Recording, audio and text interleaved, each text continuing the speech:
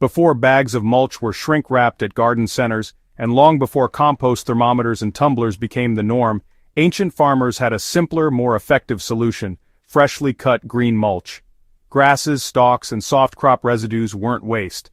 They were medicine for the land.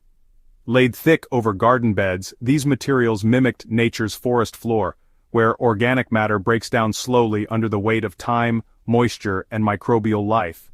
In places like the Sahel in West Africa, traditional Indian farming villages, and the gardens of the American South, layering grasses over bare soil wasn't just practical, it was sacred.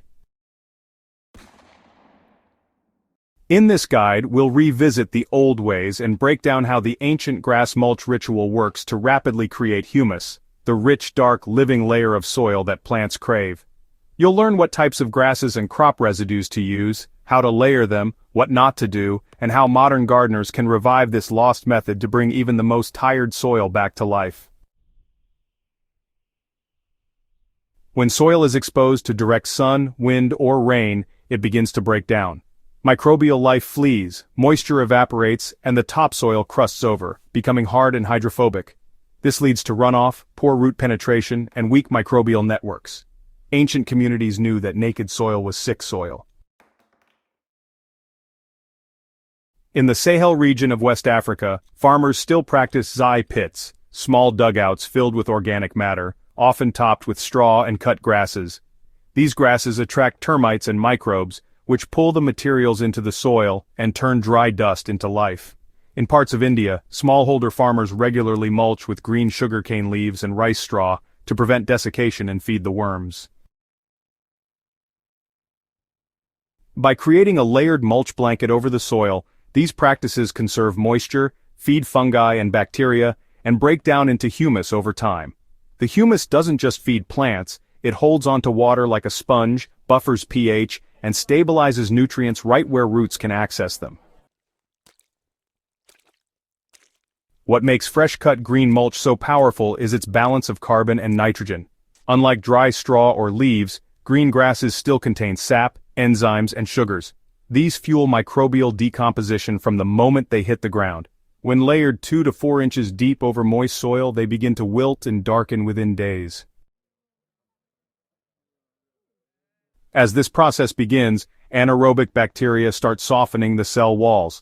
Then, as air penetrates the mulch, aerobic microbes and fungi take over, breaking down the plant tissue and converting it into sticky, stable humus. Worms, attracted by the temperature and scent of decay, arrive soon after, creating tunnels and feeding off the microbial bloom. The best part? You don't need to turn or disturb anything. Unlike compost piles that need flipping, this mulch system composts in place. It feeds the soil in slow motion, letting nature set the pace. To replicate this method, timing is key. Begin when grasses or green waste are freshly cut, ideally right before flowering. This ensures the highest nutrient content and avoids dropping seeds. In India, sugarcane tops are used. In the South, Bermuda and ryegrass clippings are common. Even weeds like purslane or chickweed can be effective if not gone to seed. Start by watering the soil deeply, then apply a 2 to 3 inch layer of the green mulch. Press it down slightly to ensure contact with the soil. If you have dry leaves, aged compost, or straw, you can cap the green mulch with a thinner layer to regulate moisture and temperature, but the real work begins below. As the mulch decomposes, you'll want to check the soil weekly. You'll start to see fungal threads weaving through the mulch layer. In about 2 to 3 weeks, the mulch will have slumped down a bit. By 4 to 6 weeks, you'll notice a richer color and better structure in the topsoil beneath. That's humus in the making, folks. One of the most frequent mistakes people make is piling mulch too thick or letting it get too wet. More than 4 inches of wet green mulch can go anaerobic, producing foul smells and driving away those helpful worms. Another common error is using aggressive seeding grasses or diseased plant matter, which can introduce unwanted pests or pathogens into your garden. You should avoid using woody stems or fibrous weeds unless they're chopped up finely. Also, never apply green mulch to extremely compacted dry soil without giving it a good watering first.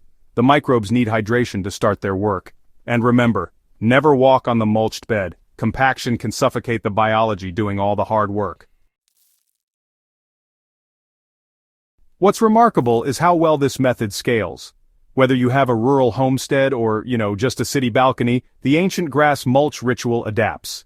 In raised beds, simply apply mulch in small batches after each harvest.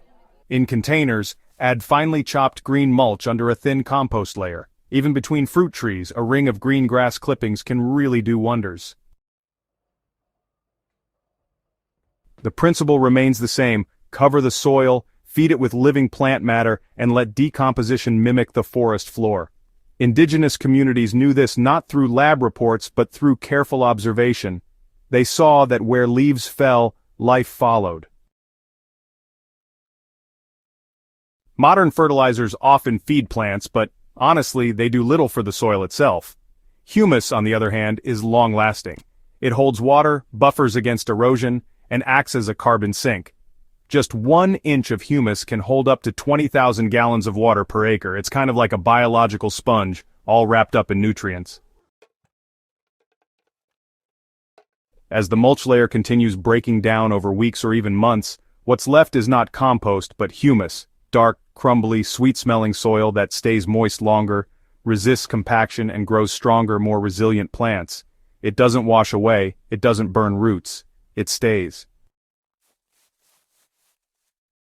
The ancient grass mulch ritual isn't just a technique, it's a return to patience, to observation, and to partnership with the ground. So the next time you mow your lawn, trim your cover crops, or pull up weeds, don't reach for the trash bin. Reach for your garden beds. Lay them down like a blanket, water them in, then just wait. You'll notice the difference in just a few weeks, and your soil will remember it for seasons. If you found this guide helpful, go ahead and subscribe to Hydrohaven and share this ancient method with fellow gardeners. Let's bring back the mulch that made civilizations grow strong, one handful at a time.